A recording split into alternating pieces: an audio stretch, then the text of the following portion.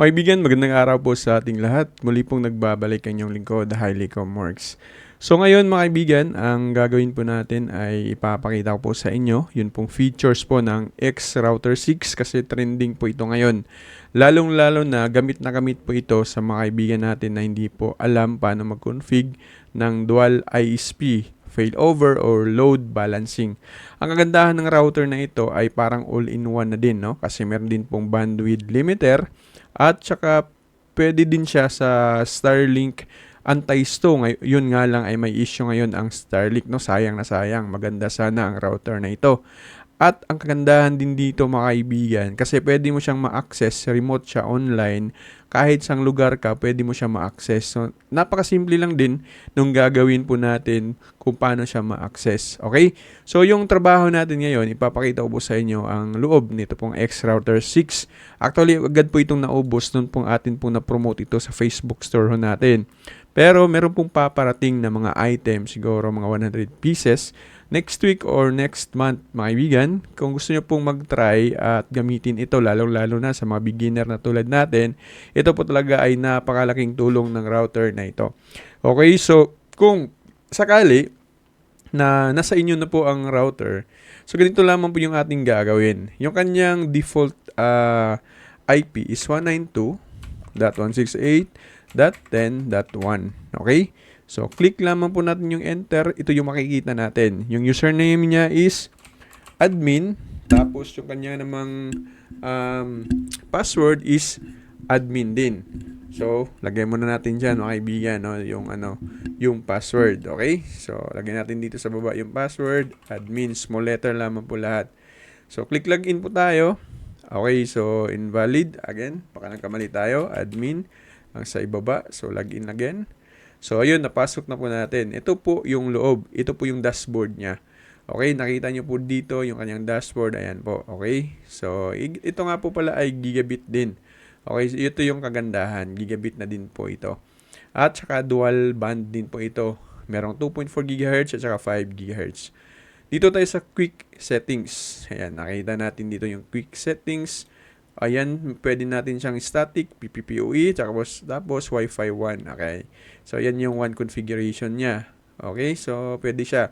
Pero nga pala, hindi ito pwedeng access point mode para gawin nating antenna sa ating mga piso Wi-Fi. Hindi po siya pwede. Okay? Punta tayo agad dito sa features. Ang features na ito yung kagandahan. Meron siyang anti-buffer bloat. Ayan, pwede mo siyang i-on or di kaya ay depende po sa atin. Pero mas maganda kung i-on natin yan. Okay, kasi i-reduce niya yung lag and latency during heavy usage. Maraming gumagamit. Siya yung magko-control dyan. Yung speed limiter naman maibigan na ito. Makita nyo po yung i-on nyo po dyan. Per device. For example, bigyan mo siya ng 5 Mbps download and upload 5 Mbps. Depende din po yan sa atin.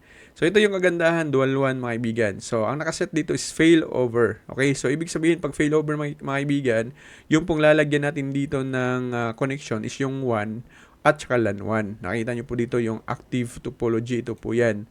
Okay, so, for example, PLDT, ilagay mo sa 1. Yung globe naman, ilagay mo sa LAN 1. So, yun, dalawang ISP yung magka-connecta dito sa router po natin.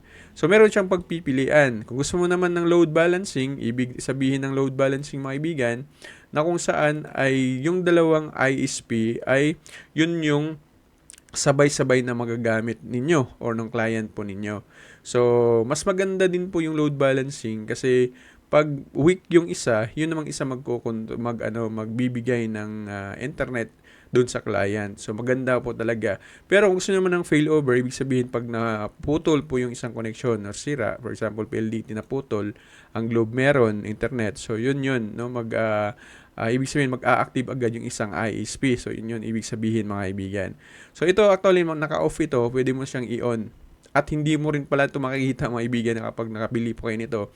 Baka kapag punta nyo sa features, wala po kayo makitang dual one. So, ganito po ang ating gagawin. Punta kayo sa system settings. Ito. Napakahalaga po nito. Scroll down po tayo, mga kaibigan. So, makita nyo po dito yung system update. For example, old version yung gamit natin. Siyempre, dapat po talaga na i-update natin yung ating router para makita natin yung dual one features sa features niya. So, check mo lang yung update. Ayan, checking for update. Siyempre, dapat meron kang internet connection. Yung WAN, lagyan mo ng internet. So, sa LAN to, ilagay mo yung LAN cable papunta sa iyong computer or laptop. So, pag gaya po nito, nasa latest version na po ako. Pero pag naglagay po dyan is meron pong bagong version. So, yun dapat nating i-install. Okay? Ang nakalagay dyan is install update.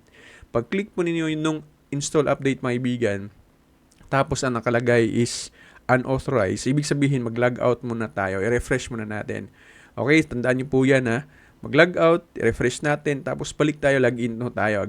Balik tayo mag-login. Kasi pag install natin dito, magiging okay na po yun at magiging latest na po yung version na atin pong magagamit. Tapos, babalik tayo dito sa features. Makikita na po natin itong dual one features niya na ma-add na po, maibigan, kasi nag-update po tayo. Okay? So, baba tayo, maibigan. Pwede kang mag-add blocker dyan. Yan, depende po yan sa inyo. At pwede, ito yung kagandahan din, ma-remote natin siya. Kahit saan po tayo sa buong bansa, kahit saan lugar po tayo, pwede po nating ma-remote. Ang gagawin lang naman natin is enable to. Tapos, click mo yung copy. Save mo yan. Kahit sa cellphone mo, punta ka sa browser, basta naka-online yung router natin, makikita mo yung loob. Pwede mong pasukin itong router mo. Kahit, for example, nasa Mindanao ka, pupunta ka ng Luzon. So, makikita mo pa din, basta may internet connection ka. Okay? So, ito din yung kagandahan, mga kaibigan, no? Sa Starlink Anti-Stow. Yun nga lang, may issue ngayon ang Starlink. Napakasayang mo talaga. Kasi hindi nila makokontrol ng mga client or mapasok. Kasi nga po, meron tong anti-stow. Kaso nga lang, yun nga po, ay may issue yung Starlink po ngayon. Ayan, di ba? Napakaganda po. Kung hindi nyo po alam mag-config ng dual one failover or di kaya load balancing sa Hex, sa Microtech, ayan. So, ito yung maganda para sa inyo.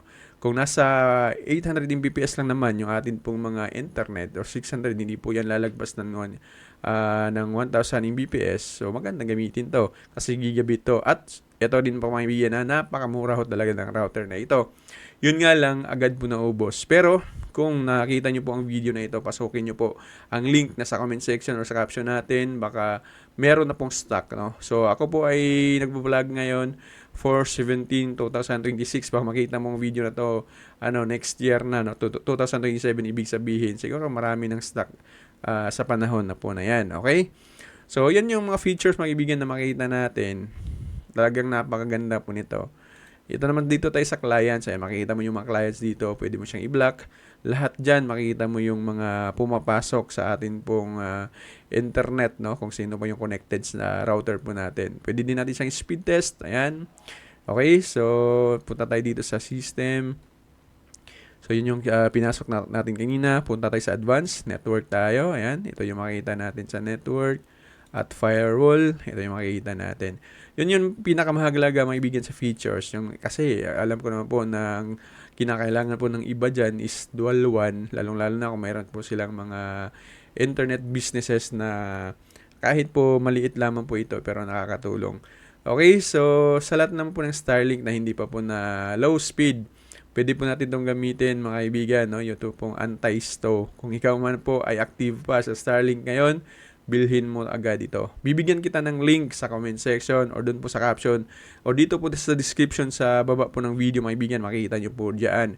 Okay, so sa lahat mga ating mga kaibigan na bago pa lang po sa ating pong YouTube channel, paki-like, paki-share ng ating video at ang pinaka-importante sa lahat, i-click ninyo ang ating pong notification bell para pa po sa kadagdagan pa pong mga i-upload natin, no, para po kayo ay ma-notify at malaman nyo po na meron po tayong bagong mga tutorial.